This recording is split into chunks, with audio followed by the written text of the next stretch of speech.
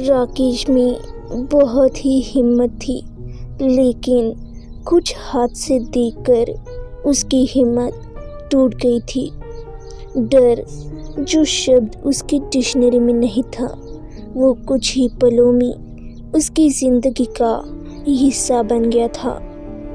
एक रात की बात है जब राकेश अपने दोस्त विजय और आकाश के साथ बाइक से घर लौट रहा था। तभी विजय कहता है, यार आज तो बहुत ही ज़्यादा लेट हो गया है। तभी आकाश कहता है, तो क्या हुआ, कभी कभी तो हम लोग लेट होते हैं। तभी राकेश आकाश को टोकते हुए कहता है, ऐसा करते हैं कि कच्ची सड़क से चलते हैं। तभी विजय ने घबराते हुए कहा, नहीं प्लीज़, कच्ची सड़क से नहीं। तुम्हें पता ही है कि रात में उस रास्ते से कोई नहीं निकलता है। क्यों, तुझे उस चुड़ैल का डर है?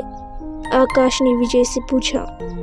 जो भी कहो, लेकिन जिस आदमी को भी वो चुड़ैल चुन लेती है तो वो बचता नहीं है, विजय ने घबराते हुए कहा।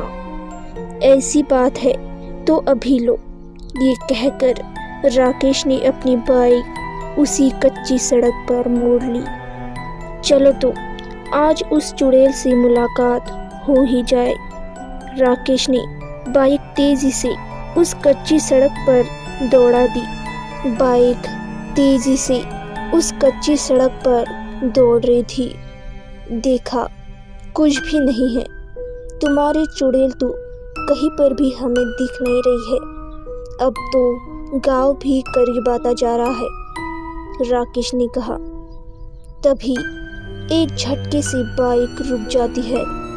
अरे, इस बाइक में क्या हो गया अभी, राकेश ने कहा। तभी विजय ने अपना पसीना पोंछते हुए कहा, ये सब उसी चुड़ैल ने किया है।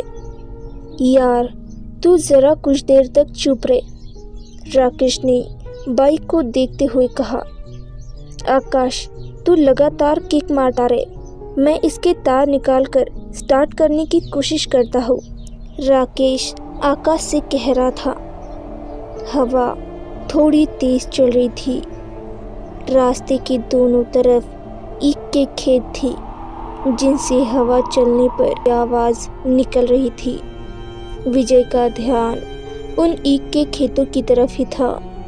बाइक स्टार्ट हो गई थी। तू वहाँ कहाँ पर देख रहा है? चुड़ैल को देख रहा है क्या? आकाश ने मजाक करते हुए कहा। आजा भाई चुड़ैल, हम सदियों से तेरा इंतज़ार कर रहे हैं। ये तेरा साथी विजय भी यही है, राकेश भी मजाक करने लगा। तभी हवा चलनी बंद हो गई और वहाँ बिल्कुल शांति छा गई। तभी उनके पास वाली ईख के खेत के कोने में आकर कोई रोने लगा। वो आ गई है, विजय लगभग रोते हुए बोला। ज़रूर कोई मजाक कर रहा होगा, राकेश ने कहा और इस खेत के पास आकर चिल्लाने लगा। कौन है? बाहर निकल कर आ, मैं तुझसे डरने वाला नहीं हूँ। वो रोने की आवाज़ बिल्कुल बंद हो गई। आकाश भी वहाँ पर आ गया। दोनों ने थोड़ी ईख को हटाकर देखा तो वहाँ पर कोई भी नहीं था। देखा, कुछ भी नहीं है, तुम वैसे ही डर रहे थे, राकेश ने विजय से कहा। चलो अब जल्दी से बाइक पर बैठो, राकेश ने कहा और बाइक स्टार्ट कर दी।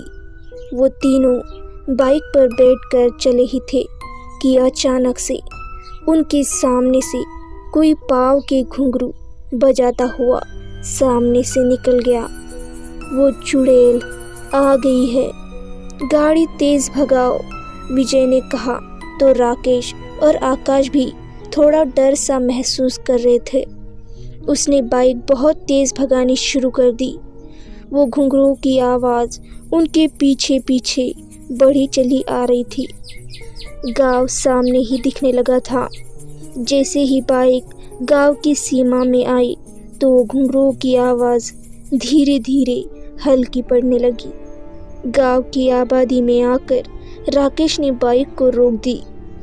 सभी बुरी तरह हाँफ रहे थे। मैंने पहले ही कहा था कि उस रास्ते से मत आओ, लेकिन तुम लोगों ने नहीं सुना। उस चुड़ैल ने हम सबको चुन लिया है। अब हम में से कोई भी नहीं बचेगा, विजय ने परेशान होकर कहा। वो जो भी थी, मुझे नहीं लगता कि वो गांव में आएगी, और तुम सब भी इस बारे में किसी से भी कुछ मत कहना, राकेश ने चेतावनी देते हुए कहा। सब लोग अपने अपने घरों में चले गए। विजय की हालत सबसे ज़्यादा खराब थी। आज रात उसके यहाँ के सभी लोग शादी में गए हुए थे। उसने घर की सारी लाइट्स जला दी और फिर अपने बिस्तर में दुबक कर लेट गया। अभी थोड़ी ही देर हुई थी कि तभी घर की लाइट्स चली गई। घर में घुप अंधेरा छा गया। विजय ने जल्दी से जल्दी माचिस उठाई और उसकी तीली जलाकर सब तरफ देखने लगा कि तभी किसी ने उसके पास में आकर तीली पर फूंक मार दी। सब तरफ फिर से अंधेरा छा गया। कौन है यहाँ? विजय ने घबराते हुए पूछा। उसने फिर से तीली जलाने की कोशिश की, लेकिन उसके हाथ बहुत ही ज़्यादा काँप रहे थे, इसलिए वो तीली नहीं जला पा रहा था। तभी उसे घुंघरू की आवाज़ आनी शुरू हो गई। विजय अंधेरे में ही छत की तरफ भागने लगा। घुंघरू की आवाज़ उसके पीछे पीछे आ रही थी। तुम जो कोई भी हो, मुझे छोड़ दो, विजय हाथ जोड़कर गिड़गिड़ाने लगा। तभी उसे धक्का लगा और वो छत से चिल्लाते हुए नीचे जा गिरा। अगले दिन विजय की लाश को शमशान ले जाने की तैयारियां हो रही थी। राकेश और आकाश गुमसुम से वहाँ खड़े थे। ये सब उस चुड़ैल की वजह से ही हुआ है, आकाश ने धीरे से कहा। लेकिन वो चुड़ैल इस आबादी में कैसे आ सकती है? राकेश ने कहा। मैं नहीं जानता, मुझे बस इतना ही पता है कि अब हम दोनों का नंबर है, आकाश ने घबरा कर कहा। तो राकेश के चेहरे पर भी चिंता की लहर दौड़ गई। विजय की लाश को शमशान ले जाने लगी। आकाश और राकेश भी पीछे पीछे ही थे। विजय की चिता को आग लगा दी थी। मैं ऐसे नहीं मरना चाहता, आकाश ने घबरा कर कहा। हो सकता है कि हम जो सोच रहे हो ऐसा कुछ भी ना हो, राकेश ने कहा। दोनों वहाँ से लौटकर आ रहे थे। राकेश, तुमने सुना? आकाश ने अचानक से रुककर कहा। क्या सुना? राकेश ने पूछा। वही घुंघरू की आवाज़। तुम्हारा दिमाग तो खराब नहीं हो गया है? मुझे ऐसी कोई भी आवाज़ नहीं आ रही है, राकेश कह रहा था। वो हमारे साथ ही है, आकाश ने कहा और बड़ी बड़ी झाड़ियों की तरफ इशारा किया।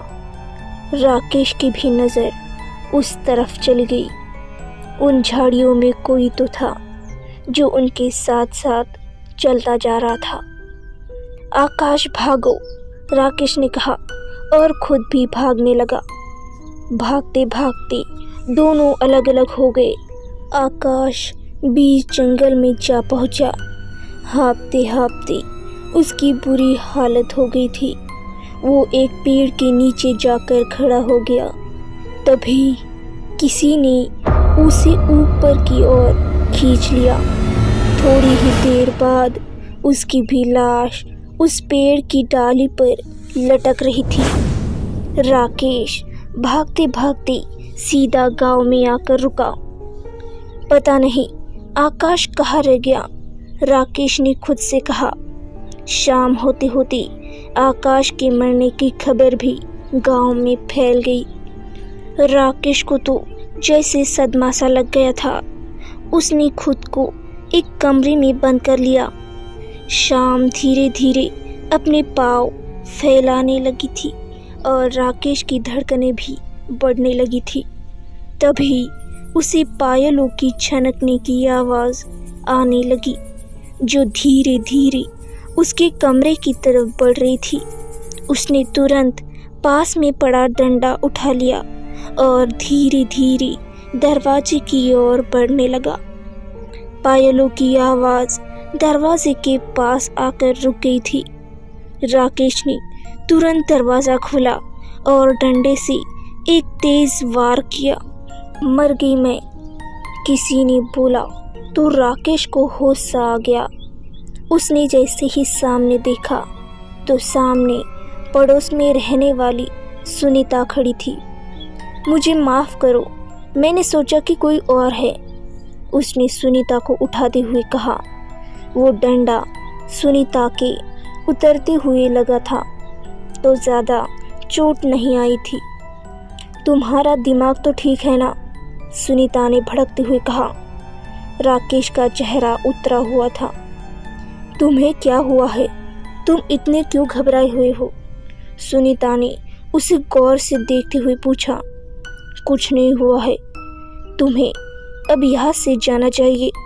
ये कहते हुए उसने सुनीता को कमरे से बाहर निकालते हुए दरवाज़ा बंद कर लिया। राकेश कमरे में टहलने लगा। बाहर फिर से घुंघरुओं की आवाज़ आने लगी थी।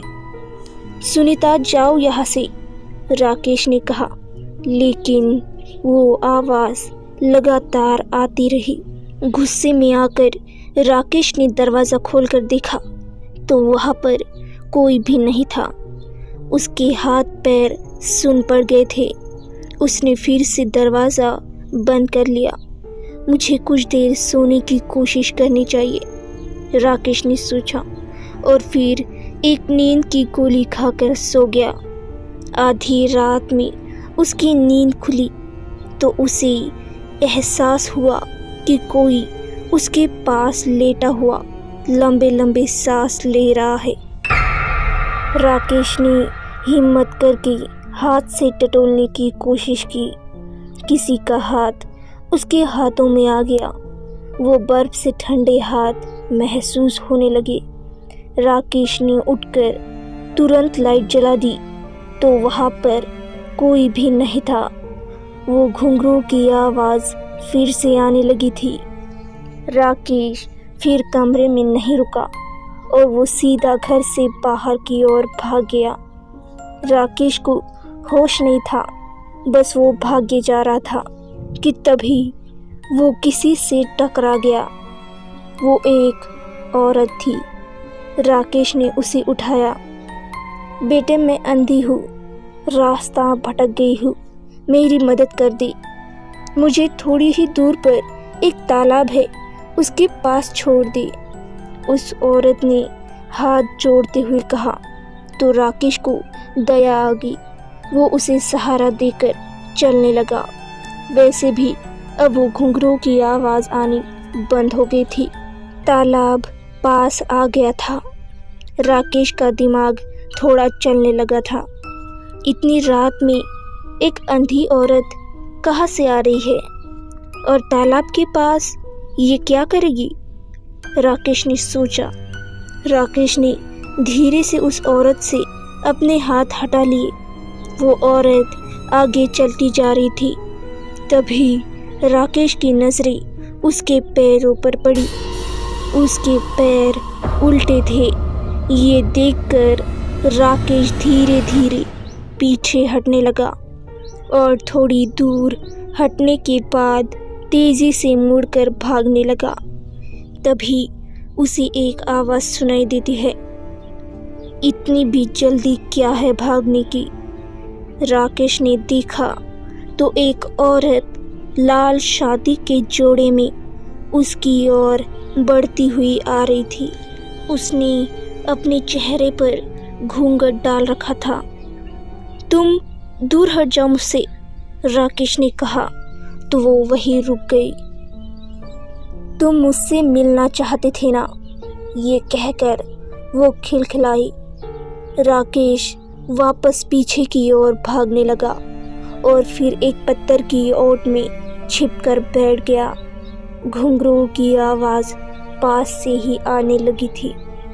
मुझे पता है कि तुम यही हो, उसने कहा तो राकेश ने अपने मुंह पर हाथ रख लिया ताकि वो उसके हांफने की आवाज़ ना सुन पाए। थोड़ी देर बाद घुंघरुओं की आवाज़ आनी बंद हो गई तो राकेश ने थोड़ी चैन की सांस ली। वो ओट में से निकलकर जाने लगा कि तभी उसने देखा कि वो चुड़ैल उसके पास ही बैठी थी। उस चुड़ैल ने रोना शुरू कर दिया। उसकी रोने की आवाज़ से एक डर सा बैठने लगा था। राकेश वहाँ से उठकर भागा तो सामने तालाब था। पीछे से वो चुड़ैल धीरे धीरे उसकी ओर बढ़ने लगी थी। तुम मुझे देखोगे नहीं, उसने पास आकर कहा और अपने चेहरे का घूंघट हटा दिया। उसका इतना भयानक चेहरा देखकर राकेश डर कर पीछे तालाब में जा गिरा। उसने तालाब से निकलने की बहुत कोशिश की लेकिन किसी ने उसके पैर पकड़ लिए थे। राकेश ने बहुत कोशिश की लेकिन वो तालाब में खींचता हुआ चला गया और वहीं पर डूब गया।